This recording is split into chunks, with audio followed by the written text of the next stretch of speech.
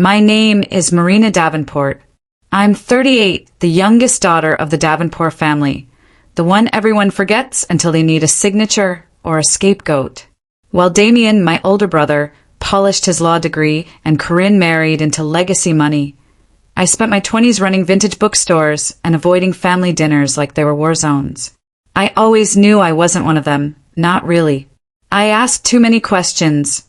I remembered things I shouldn't, and worst of all, I cared about the house more than the inheritance it sat on. So when I got the call that my mother had fallen down the stairs, the very stairs I was warned never to walk down, I came back. And this time I brought my memory, because someone in my family wants me gone, and they've already written my obituary. The house looked cleaner than it ever had. Not neat, surgical. The porch wood was restained. The ivy I'd grown up with had been hacked down. Wind chimes gone. The kind of erasure that doesn't happen unless someone wants to rewrite the story. I parked, but didn't kill the engine. Mrs. Whitlock's voice cracked through the afternoon like a match strike. "Don't go down," she said, waving from across the street. "It's a trap for you." She never left her window, never raised her voice. That day she did both. Damien opened the front door before I could knock. He looked, unbothered. That calm he used in court, like truth was a technicality he could always rewrite. "Rena, you look," his pause was surgical too. "Alive." "So does Mom," I said flatly. He smiled like that amused him. "Don't read into things," he said. "She's unconscious. It's better for her, honestly. Less pain, less confusion." I stepped in. The scent of bleach hit first. "New housekeeper?" I asked. "Nope, just needed a reset." The stairs were to the left, grand, oak, always groaning with memory. They didn't groan now, and that scared me more than the silence. Titus showed up an hour later. Tall, lean, too gentle to last in this town. His flannel sleeves were rolled up, exposing calloused arms, hands made for shaping things that last. He squatted by the third step, fingers tracing the grain. "Marina," he murmured. "You said she fell from the top?" "Straight down. No one saw it." Damien said the railing gave way. Titus didn't answer right away. He pulled a compact flashlight from his belt, angled it under the bisection of 2 steps. Then he looked up at me, eyes tight. "These grooves," he said, "they're not age. They're tool marks." A beat. My stomach clenched. "Someone cut these." His voice was low, clean, at an angle to fracture under pressure, not all at once, just enough to give way. My hands curled. "How long would that take?" I asked. "An hour. Maybe less, if they knew what they were doing." "And who would?" He didn't say Damien's name. He didn't have to. The living room had been redecorated with precision. Paintings removed, rug replaced, even the coffee table gone. Mom's old Bible wasn't on the mantel. Her rocker chair was replaced with something leather, modern, cold. Everything warm had been buried under the illusion of modernity. I opened the hall closet. Empty. Then I checked the safe behind the linen rack. Code still the same. Her birthday. The papers were gone. Only thing inside was a manila envelope labeled "Transfer Agreement Executed." I flipped through. Mom's signature was at the bottom of every page. Slanted. Uneven. Not hers. I backed away like it bit me. Damien called from the kitchen. "You hungry?" Corinne made something organic. My voice barely registered. "What's this agreement?" He didn't turn around. "We're selling the house. Liquidating assets. For her medical care." I walked in. "You already filed this," I said, holding the pages. He looked at the envelope, then smiled. "We have to plan ahead. You were always too romantic about this place." I whispered. "You filed this before she fell." A pause. He shrugged. "Timing is everything." The stairs still didn't creak, and that terrified me more than any scream. That fall wasn't meant for her. It was meant for me. I didn't sleep. Not really. I laid there in the guest room, staring at the ceiling like it might blink first. The walls felt thinner than I remembered, like they weren't just listening, they were learning. At 3:07 a.m., I slipped out of bed. My mother's room was 2 doors down. The hallway lights flickered, old wiring or maybe just nerves. I crept past the linen closet, past the oil portrait of my grandfather that always looked like it was judging you for breathing. Her door creaked. Inside, silence. Machines beeped in rhythm. A feeding tube. Bruises along her arms. The deep kind, from being grabbed, not from falling. No framed photos. No books. Just sterile air and something off. I scanned the room. A false drawer under her side table popped out with pressure. Inside, a burner phone. Battery half. 1 voicemail. A woman's voice, hers. Hoarse. Fragile. If I don't make it past this week, Damien knows why. Downstairs. I made coffee just to hear something boil. Damien's voice drifted from the den. She's volatile, he was saying. Unstable. You've seen her. Then silence. The door creaked. He looked up, caught me listening. You ever wonder, I said, why people use the word unstable the moment someone asks real questions? He tilted his head. Are you accusing me of something, Marina? Wouldn't be the first time I was told I'm too emotional. He smirked. Some fires burn themselves out. Others burn everything around them. I checked Mom's office after Damien left to deal with insurance. Her desktop was wiped clean, but she kept hard copies. Always. I pulled down her favorite ledger, thick, green-spined, filled with decades of obsessive note-taking. Between the pages, an unlabeled USB, taped inside a plastic sleeve. Back in my room, I locked the door and plugged it into my laptop. Folder. Transfer phase I. Files. PDF scans, 1 Excel spreadsheet, and a JPEG labeled meeting notes undersigned. I opened the image. Her handwriting. The kind only I could decipher. Korean initiated. Damien hesitant. Told him, without action we lose everything. Target, Marina. Easier now than later. My lungs collapsed inward. The spreadsheet showed dates, transfers, accounts. One labeled Sunvale Properties. Final note. Obituary prepped. No press. I closed the laptop. I wasn't paranoid. I was on schedule. The doorbell rang. I jolted, rushed downstairs. A man in a long coat stood there, holding a parcel. Delivery for Marina Davenport. I signed. He walked off fast, too fast. No fun in sight. The envelope was unmarked. Inside, 6 photographs. All of me. Entering the house. Talking to Titus. Standing by the stairwell. Taken from inside. One photo had a note scrawled in red ink. You were never supposed to come home. My knees gave out. I gripped the wall. Somebody was watching. Still is. I called Elias Jobson, a name from an old file Mom kept on her lawyer's blacklist. But he was never a lawyer. He picked up after 2 rings. You're calling late, he said. You knew my mother, I said. A pause. She said you might reach out. She fell. The stairs were tampered with. I found a plan. They were going to erase me. Sell the house. Forge everything. Another pause. That's what they do. I've seen it before. What do you mean? 5 years ago. Similar case. Woman dies in a stairwell fall. Evidence gone. Family inherits everything. Realtor disappears a week later. Same town. Same block. Cut to static. Titus arrived before sunset. Unshaven. Pale. I checked the underside of the banister, he said, voice shaking. There's oak dust. Fresh. Same wood as the stairs.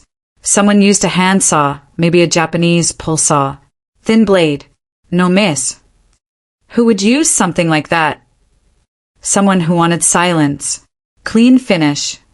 What kind of person does that to their own mother? Maybe the kind who thinks She isn't theirs anymore. I looked down the hallway. I swear, the door to the basement creaked on its own.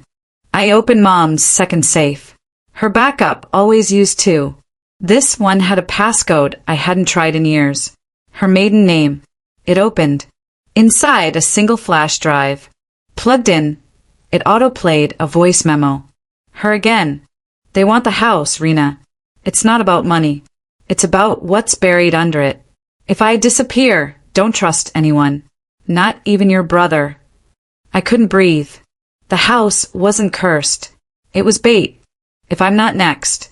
I was never meant to live past this week. Morning broke sharp. The sky was gray, colorless, like someone had erased the sun out of caution. I poured black coffee into a chipped mug and didn't drink it. Just held it for warmth I couldn't feel. Corinne appeared in the kitchen like a ghost that smiled. Her silk robe clung like a secret. "You're still here," she said, more statement than greeting. "Where else would I be?" I replied. She tilted her head. "Some people run when they feel unsafe. Others stay and rot." "You sound like you've practiced that line in the mirror." She poured herself green juice. "Only when I rehearse goodbyes." Cut. Outside, the wind turned sharp.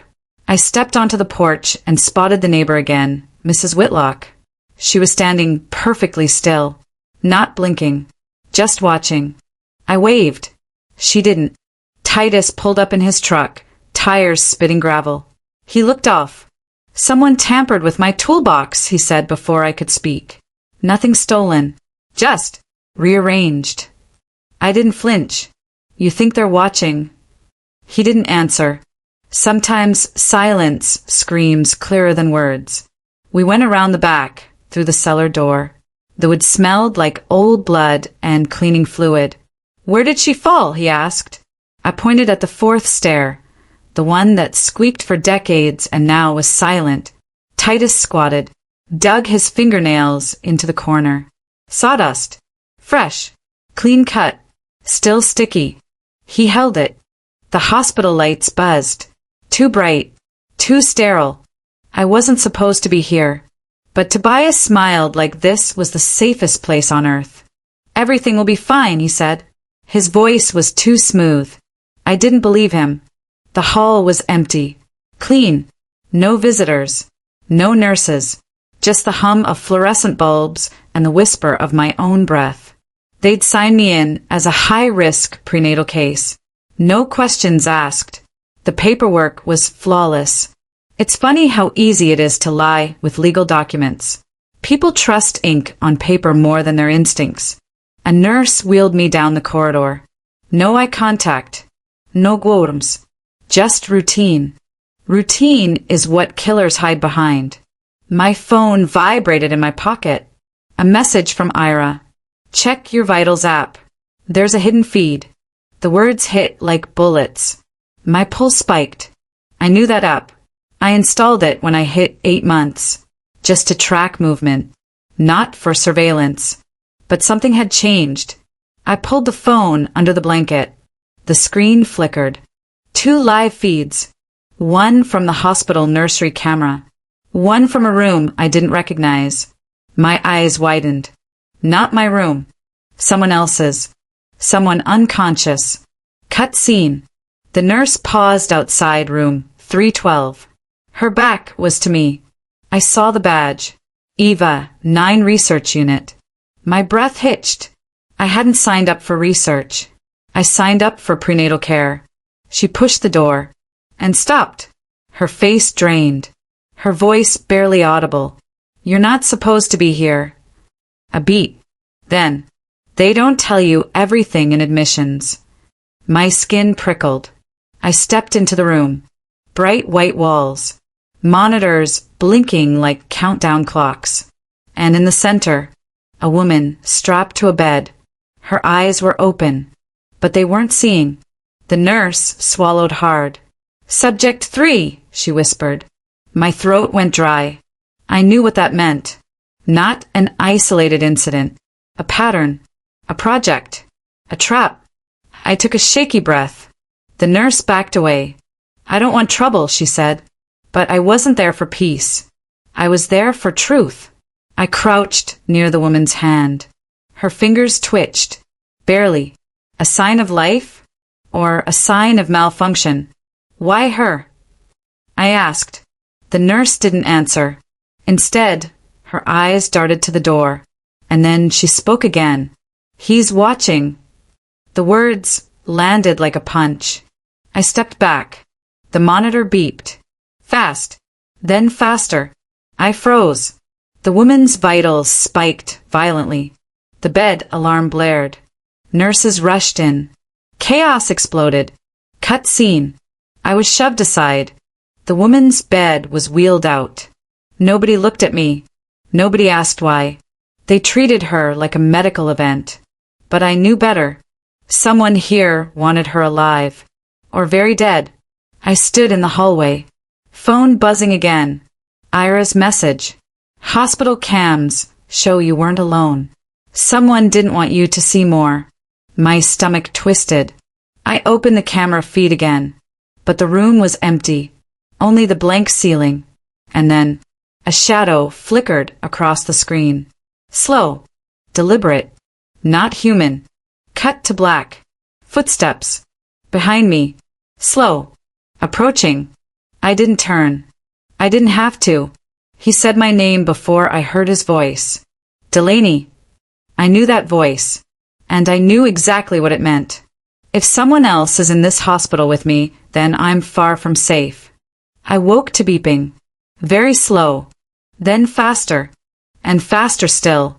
My head throbbed like someone hammered a nail through it. Blink. Bright white lights. My eyes stung. A curtain pulled back somewhere. I saw Tobias standing over me. His face calm. Too calm. He smiled. Good. You're awake. I spat the word out like gravel. What did you do to me? His eyes didn't flinch. Nothing permanent, he said. The voice was too smooth. Too rehearsed. That's when I noticed the restraints. My wrists. Bound. To the bed. My breath rushed in panic. I tried to twist free. The padding dug into my skin. Pain flared. Cut scene. A nurse stood at the foot of the bed. Silent. Motionless. Like a statue waiting to speak. You had a seizure, she said. Her voice lacked concern. Her eyes lacked soul. I remembered her. From the hallway. From the research room. She was subject 3's guard. Cold. Unflinching. Unmoved by human fear. A quote flickered in my brain. Memories are the stitches in the fabric of self. Looks like someone wanted mine unstitched. I twisted my head. Screens lined the wall. Monitors. Cameras. Tens of feeds all live. All watching. My body went cold. I realized then the seizure was staged. A distraction. A trap. I wasn't here for medical reasons. I was here to be redesigned. A cut of static, then a feed changed. One singular window flickered. A familiar face. My mother. Her expression was unreadable. Almost proud. I recoiled as though struck. No, I whispered. But the screen blinked again. My father. Dead for 10 years. Or so I remembered. Only there he was. Smiling. Alive. Moving. I shut my eyes. They were playing with my memories. Rewriting the archive of who I was. I tried to breathe. My lungs protested. My stomach twisted. The movement inside me felt like revolt. Tobias didn't miss it. You must remain calm, he said. Your child's neural data is crucial. The words hit me like ice water. I wasn't here for prenatal care. I was a subject. A variable. A dataset. My heart pounded so loud I thought they'd hear it on the monitors. You think you're saving him, I shot, voice raw. I'm preserving the lineage of emotion, he said. He meant evolution, but it sounded like obliteration. Cut scene. The door burst open. Ira. Panting. Eyes wild. He lunged for the restraints. His hands shook. Delaney, listen, he hissed, voice urgent. They're using neural feedback loops. They're rewriting memory patterns. This is illegal. This isn't just data collection, it's manipulation. I blinked at him. Tobias didn't flinch. He just watched. Like he expected this.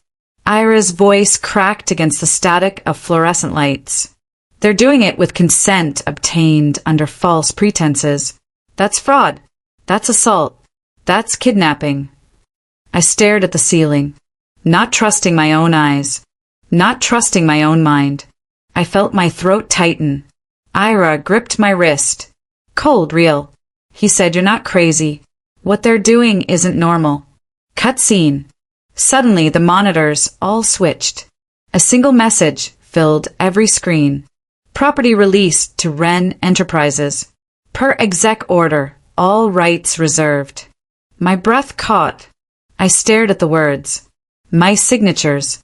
On paper I never saw. On documents I never read. Signed electronically. Not by me, but in my name. My legal identity.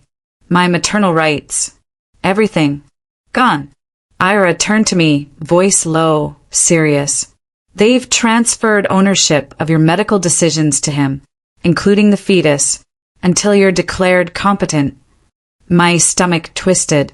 The baby kicked hard, almost like a warning, almost like accusation. I watched Tobias's face, not his eyes. I watched the micro-expression. A flicker, then gone. But I saw it. The shadow beneath his composure. A crack. Someone who thought control meant truth. Cut scene. Another flash on the monitors. A live frame of the lab. But one feed showed something else. Someone moving behind the glass. Slow. Deliberate. A woman. Looking directly at us. Her face familiar. Ira's breath hitched. "Subject 5, he whispered. And just like that, the line between human and experiment blurred completely. Then, behind me, the nurse leaned in. Cold voice. Single sentence. "No one here is forgetting anything." My breath caught. I knew then. I wasn't just fighting for myself. I was fighting for my identity. For every memory that made me me. And for the unformed voice inside me that still, somehow, mattered more than anything else. The courtroom lights were cold. Fluorescent. Truth looked harsher under them. I stood behind the witness box, hands gripping the edge like it was the last thing that kept me upright. The ledger was open beside me. Pages spread like evidence of a lifetime of lies. Silence before storm. The prosecutor cleared his throat. "Ms. Davenport, did you find evidence linking asset transfers to fraudulent declarations?" "Yes," I said, "and to deaths that were never investigated properly." Gasps scattered through the gallery. Corinne sat stone-faced. Damien's cheek twitched. Everyone watched. No one blinked. I saw the reporter from Beacon Hills Times lean forward, pencil at the ready. He'd whispered once at a funeral, "When we bury the truth, it molds into something uglier." I hadn't forgotten that. The video clip played on the screen behind me, shaky footage captured by Mom's old recorder I'd tucked into my jacket months ago. The slow hum of static. Door opens. Her voice weak. "Cooperate or he loses everything." The camera shook. A footstep. Then a scream. Cut. The gallery jolted. Corinne's lip quivered ever so slightly. Damien looked like color had left his face entirely.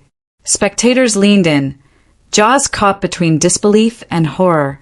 The judge tapped his gavel. Order in the court. He was old, worn at the edges, like this room had seen every kind of human desperation known to man. "You are accusing family of conspiracy, fraud, and murder," he said. "Do you understand these are serious charges?" "Yes," I said. "I understand." Short, sharp. Truth shouldn't dilute in grand speeches. Outside, cameras flashed like lightning storms. I'd given interviews, sound bites vivid enough to carve into memory. "Justice isn't the absence of pain," I'd said. "It's the refusal to let it be silent." Reporters chanted questions like waves crashing on a reef. I ignored them. Not yet time. Back in the chamber, Corinne rose. Her defense was surgical. "We are not monsters," she began. "This is greed made into accusations. My clients are prominent members of society." Her voice was a blade wrapped in velvet. "Cut." Then Elias stood. Detective Elias Jobson, whose eyes had seen the underside of truth since the first stair creaked in this house. He walked to the stand with calm intent. "Inquiry revealed a pattern," he said.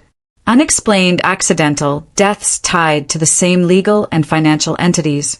Documents were presented to multiple jurisdictions with forged consents." He raised one folder. "AMC Consolidated Holdings, the trust running through every file, every death." "AMC is not a legitimate buyer," Elias said. "It's been used as a shell to mask asset acquisition and terminate rightful heirs." A murmur. Corinne's eyes flicked to Damien.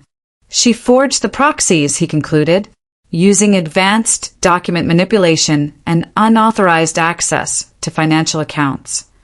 This time Corinne did flinch. One blink. Too quick. Then the twist no one expected. The judge peered over his glasses. "Ms. Davenport, your testimony referenced files obtained outside legal channels. How were these retrieved?" My pulse simmered. "I obtained them from the sub-access room under the staircase, Your Honor, an unregistered crawl space where evidence of Elise Harper's body was found. That space was never reported to law enforcement." A beat. The judge's eyes narrowed. That body was never on record. Ms. Harper's case was closed as a disappearance. "Yes," I said, "because the evidence was buried, literally and figuratively. And the staircase wasn't the only trap." Gasps. Chairs creaked. The air hummed like a watchful thing. Corinne stood abruptly. "We have rights," she barked. "Rights?" I asked. "Rights end where lives begin." The room shivered. Corinne turned, storming out. Damien trailed behind, half protective, half petrified. The prosecutor motioned to the bailiff. Arrest warrants were issued. Corinne for conspiracy to commit murder and extensive fraud. Damien for accessory and forgery. Handcuffs clicked. Metal kissed by sunlight through tall windows. Corinne didn't scream, just stared. Then the doors closed. Outside the courthouse, the world breathed. Reporters shouted. Cameras flashed. Someone held a sign that read, "Truth isn't buried." Titus was there, sleeves rolled, fists clenched. "You did it," he said. "We did it," I replied. But my heart was still pounding, watching the courthouse steps, danger's threshold.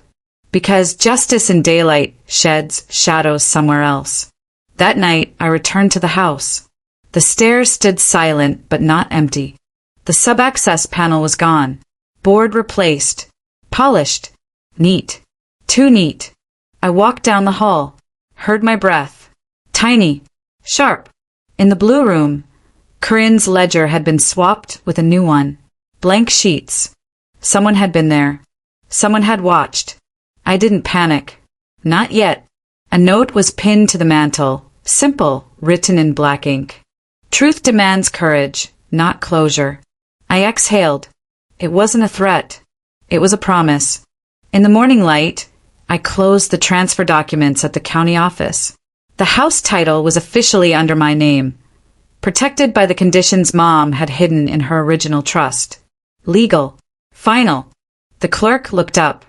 "Congratulations, Ms. Davenport." I nodded. On the way out, I whispered under my breath, "Courage is grace under pressure." Because I knew this wasn't just about land. It was about being seen, being heard, and not being erased. I stepped onto the porch. The oak boards beneath my feet creaked once. A greeting, or a warning. I smiled. Not fear. Recognition. No one would fall here again. Not while I was still standing.